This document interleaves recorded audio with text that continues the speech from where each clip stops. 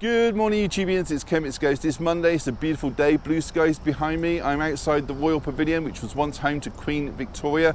She didn't like people coming up to the glass, looking in, seeing what she was doing, so she sold it on to the people of Brighton. And it's now a living museum. And anybody on that note who is feeling the loss of Queen Elizabeth, my condolences. I did love having the Queen as our reigning monarch. But now we have King Charles III, so hopefully he will make good decisions for our country and the Commonwealth. So anyway, on to today. What is out today? Well, there's maybe 10 titles in total, but none of which I am going to be picking up today. Not a single title. I will go to HMV and show you everything that comes out, of course. I will go and grab a coffee from somewhere, you know the line, and then I'll take you home. I do have titles to show you. I've got 6 DreamWorks titles and a German import as well. So I'll show you all those, talk about them as well, and then that'll be the end of it. So let's go up to town now, see what is out, and then I'll take you back, show you what I picked up. See you in a bit. So this is the Royal Pavilion in Brighton. It's a Grade 1 listed building built in 1797 for Prince George, who became Prince Regent in 1811 and eventually King George IV. Now this was designed by the renowned architect John Nash, who also designed Marble Arch in London in 1826. But like I mentioned, Queen Victoria inherited this building but sold it on to the city of Brighton in 1850 and used Osborne House as a seaside retreat instead, Osborne House being located on the Isle of Wight. But what a magnificent building, and it looks beautiful against the blue sky. Okay, so whilst I film the coffee shop, I will inform you of a number of titles which will not be hitting the shelves of HMV today, and this is either because they're from Indicator or Eureka, and they are not stocked in HMV. First title is The Swimmer, then the Hammer release of Robin Hood, then Madigan, then Skinny Tiger, Fatty Dragon, and then finally Millionaire's Express. So as you can see, they've not changed the poster in the shop front, and this is because there's nothing significant out today. Right there is the manager. Hello, he's a very nice individual. And anyway, over to new and trending this week. So the first title to show you is Good Luck to You, Leo Grand. This is available on Blu-ray, priced at $14.99. There is a DVD available, which I will show you in a second, priced at $9.99, comes with a lovely slipcover. And it stars Emma Thompson as Nancy, who is a woman who hires an escort to fulfill her unquenched sex life. This is released through Lionsgate's Film. It was made this year and has a runtime of just 98 minutes. This is rated a 15 certificate. In the 101 film section now, there's 2 new films from them today. First one is Scary Tales, and there are 3 tales of horror told by a faceless storyteller.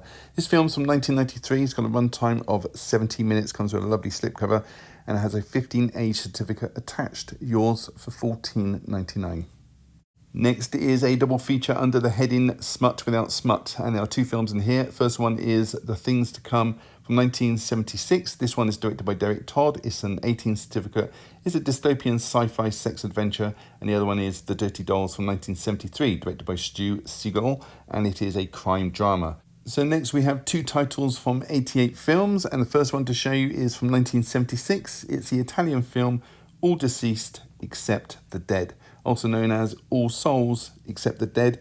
Is a tongue-in-cheek thriller with a 1 hour 45-minute runtime, comes with a lovely slipcover, and is yours for £14.99.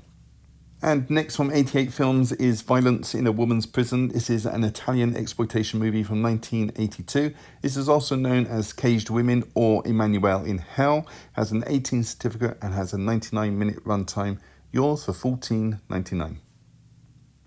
Next we have 2 releases from Network, the first one being Life for Ruth. This is a British drama from 1962 and it's about a man called John Harris who allows his daughter to die after he refuses her a blood transfusion following an accident.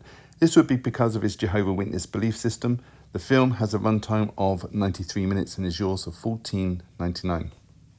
So the next film from Network is Sky West and Crooked. It's a romantic drama from 1966. This is directed by John Mills and it stars his daughter, in fact, Hayley Mills, as well as Ian McShane. This is a story of a girl who is suffering from PTSD after witnessing the death of a friend, for which she is actually blamed for by the local villagers. Has a PG certificate and is yours for $14.99.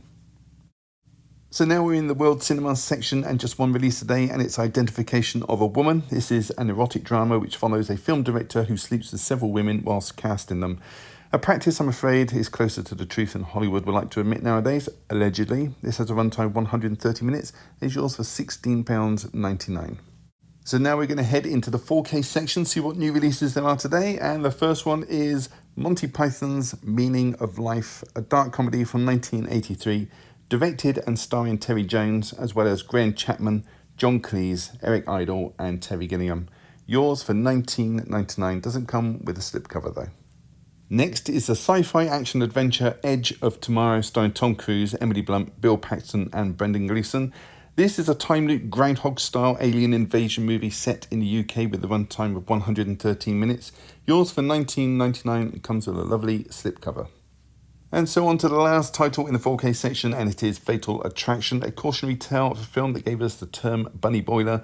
This movie is still as hard-hitting as it was when it was released in 1987. Stars Michael Douglas, Glenn Close, Anne Archer and Fred Gwynne.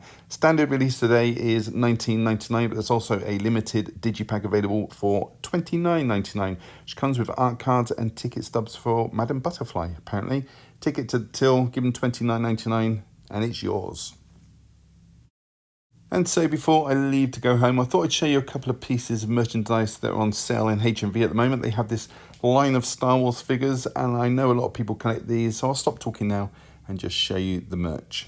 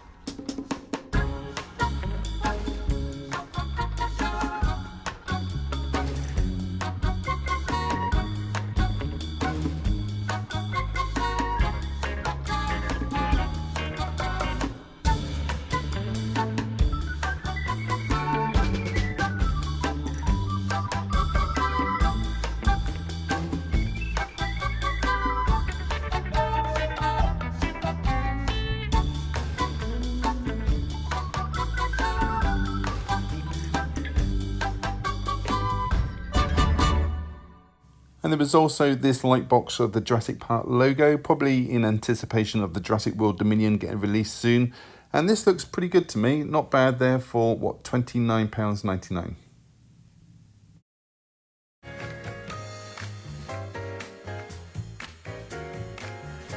Hey everybody, welcome back. Well, there were no new titles that appealed to me today, so I decided to take the opportunity and grab some back catalogue titles instead. So quite a few here, so I'll stop wasting time waffling on and crack on straight away. Okay, so the first title to show you is The Stepford Wives. This is a German import and it's a 2004 version. I have seen this and the 1975 film of the same name, but this is the weaker of the two, it's got to be said. But despite the hate it does get, I don't mind this at all. That being said, I've not seen it since 2004, so I might change my mind on that. But you consider the cast and the director, it can't be that bad, can it? I mean, it's directed by Frank Oz, who provided a lot of the voices to the Muppets, so immediately he gets my thumbs up. He's also directed 2007's Death at a Funeral, What About Bob, Indian in the Cupboard, and a whole bunch of other favourite movies of mine. This stars Nicole Kidman, Matthew Broderick, Bette Midler, John Lovitz, Glenn Close and Christopher Walken, so it's got a terrific lineup in this film. And the story is Matthew Broderick and Nicole Kidman are husband and wife, bit of an odd pairing, but there you go. She loses her job as a television executive and suffers a nervous breakdown, and they decide to move to the area of Stepford with their two children. And while they're there, they notice that the majority of the women are not what they seem. I won't say any more than that, I don't want to give the story away. The original film from 1975 was a lot darker, whereas this is more comedic and light-hearted. The story itself is from the author Ira Levin, who wrote Death Trap and Rosemary's Baby, so that should give you an inkling to the type of story it was intended to be. Now this has got a runtime of 93 minutes. Let's take a look inside. So there is a clear disc inside and a reverse image with the age logo removed. So that was the 2004 version of The Stepford Wives. So all the rest are from DreamWorks, and the first one is Shark Tale. Now this has got a very eclectic voice cast. You've got Will Smith in the main character as Oscar, you've got Robert De Niro as Don Lino, Jack Black as Lenny, Renée Zellweger as Angie, Martin Scorsese the director as Sykes the Pufferfish, Angelina Jolie as Lola, Peter Falk from Columbo fame's in this, and Vincent Pastore from The Sopranos as well. So as John Hammond once said, they spared no expense. The story follows Will Smith's character Oscar as he tries to become rich and famous, and that's about it. The story deals with loan sharks, love triangles, subjects I feel that are going to be lost on a younger audience, got to be said. This was nominated at the 77th Academy Awards for Best Animated Film, but The Incredibles won it. It actually took the Oscar from Oscar. There you go. Score in this is from Hans Zimmer, but there's a lot of music from like current singers at the time, such as Christina Aguilera and Missy Elliott. It's got a runtime of just 1 hour, 30 minutes, this one. Let's take a look inside. So just a plain blue disc. So that was Shark Tale. Okay, next title is Flushed Away. It's a 2006 animated adventure, and it's directed by Sam Fell, who's going to be directing the next Chicken Run film, Dawn of the Nugget. What a great title that is, can't wait to see that. The voice cast in this includes Hugh Jackman, Kate Winslet, Andy Serkis, the brilliant Ian McKellen, Bill Nighy, Kathy Burke and Miriam Margolyes. So I've got to say that DreamWorks have got a very, very good casting coordinator. This is quite a simple story. You've got Roddy, who's voiced by Hugh Jackman. He is a rich mouse and he's living in a huge London apartment. He's alone one day when this rat pops out the sink and starts to make himself at home. Roddy, as you can imagine, isn't very pleased with the situation, so he attempts to flush him down the toilet. Now the rat, who is voiced by Shane Ritchie from EastEnders, or ex-EastEnders star, gets the better of Roddy and flushes him away instead. So you've got Roddy now, who's now in the sewers, which resembles London. He's told to find Rita, who's voiced by Winslet, who it's said can get him home, but they have to deal with Toad first, voiced by Ian McKellen, who happens to hate rodents. It's got a runtime of 85 minutes. It's a brilliant film. Let's take a look inside. Well, we have a plain green disc this time. So that was Flushed Away. Next title is Sinbad Legend of the Seven Seas. It's from 2003, and this time you got Brad Pitt as the title character Sinbad. He's joined by Catherine Zeta-Jones as Lady Marina. Her character is engaged to Prince Proteus of Syracuse, voiced by Joseph Fiennes, and the three of them are caught up trying to protect the magical Book of Peace. What they're trying to do is stop Eris, who is the god of discord and chaos, voiced by Michelle Pfeiffer brilliantly, I must say, from getting her hands on it. Now, I've got to say, by the way, Sinbad was trying to steal the book for himself at the start of the film, but when he recognised his friend was guarding the book, that's Prince Proteus, he stopped. Then they're forced to tackle a sea monster together, and unfortunately, Sinbad is dragged into the sea by the monster. And he's saved then by Eris, who makes a deal with him to steal the book, and at the last minute he kind of backs out, so she steals it instead. So Sinbad has to set sail with Marina to Tartamus to get it back. So in essence, this is a road movie on water, and it mixes hand-drawn characters with CGI background, and I've got to say, this is a very underrated film. It's absolutely brilliant. Got a runtime of 86 minutes, well worth a watch if you haven't seen it already. Let's take a look inside. And this time we have a purple disc. While I'm here, I'm going to say Eris is a very underrated villain. She could rival any of the Disney villains.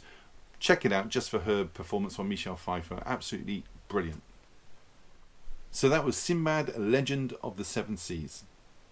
Okay, next title is Spirit, Stallion of the Cimarron. Now this is from 2002, and the film starts out in the USA at the time of the Old West. You've got a stallion named Spirit, who is voiced by Matt Damon. He's been captured by early American settlers and taken to a fort to be tamed. Whilst at the fort, a colonel there attempts to break in the horse, and that man is voiced by James Cromwell, who is actually based on the real-life George Armstrong Custer, who you might know died at Little Big Horn in Montana in 1876. Now, at the time of being tamed, Spirit is saved by a Native American called Little Creek, who was also held captive at the fort. The pair escape and head home. So this is also a road movie as well, and it's a mixture of hand-drawn and CGI. It took 4 years to make this film. The music score is from Hans Zimmer, but it does have music tracks from Bryan Adams, and there is a romance between horses, but I won't go into that. Runtime of 83 minutes, so not a long one this one. Let's take a look inside. This time we have a green disc. So that was Spirit, Stallion of the Cimarron. Okay, next title to show you is Road to El Dorado. It's from the year 2000. In this we have two principal characters, Miguel and Tulio, voiced by Sir Kenneth Branagh and Kevin Kline. They are both friends and con artists. The film starts out in Spain in the year 1519. The pair win a map to El Dorado, City of Gold, during a big dice game. They're soon found out. They escape on a ship, head into the New World, also known as the Americas, Mexico in this case. They're soon discovered on board. They manage to escape in a small rowboat. Luckily, they reach shore, and it's there where Miguel starts to recognise locations on the treasure map, and it would seem they have inadvertently arrived at El Dorado. Now, once in the city, they're mistaken for gods, and they pay along, which is understandable when you think about it, as death is the other option, or so it's implied during a catchy song. This film also includes the voice talents of Rosie Perez and Frank Welker, who has voiced so many characters over the years. Everything from the Capuchin Monkey in Indiana Jones Raiders of the Lost Ark to Megatron in the Transformer movies. Music score is from Hans Zimmer and John Powell, and the songs in this are from Elton John and Tim Rice. It's got a runtime of just 89 minutes, this one. Let's take a look inside. So we have a green disc on this one. So that is The Road to El Dorado. Okay, next and last is Over the Hedge. This is a fully CGI'd animated film from 2006, and in this we've got Bruce Willis voicing RJ, who is a raccoon, and he's on a mission to return some food that he stole from an angry black bear called Vincent, who is voiced perfectly by Nick Nolte. He told him if he doesn't return the food by the time he's finished hibernating, then he's going to kill him. So as you can imagine, RJ is quite motivated by this news, and he enlists the help from other animals who start to come out of hibernation and gather food for themselves. But there's now a huge hedge between them and the forest foods, because the area has been developed recently by humans when they were in hibernation. And unbeknownst to them, RJ's actual plans is to steal the food from them in a bid to save his own skin. But you can probably see where this is going to go. Again, this has got a great voice cast. Alongside Willis and Nolte, you've got the legend of William Shatner, you've got Steve Carell, Avril Lavigne the singer, Wanda Sykes, Gary Sandling, Eugene Levy, Catherine O'Hara, and Alison Janney as well from The West Wing. It's got a runtime just 83 minutes, this one. Let's take a look inside. So this one has a lovely purple disc. So that was Over the Hedge.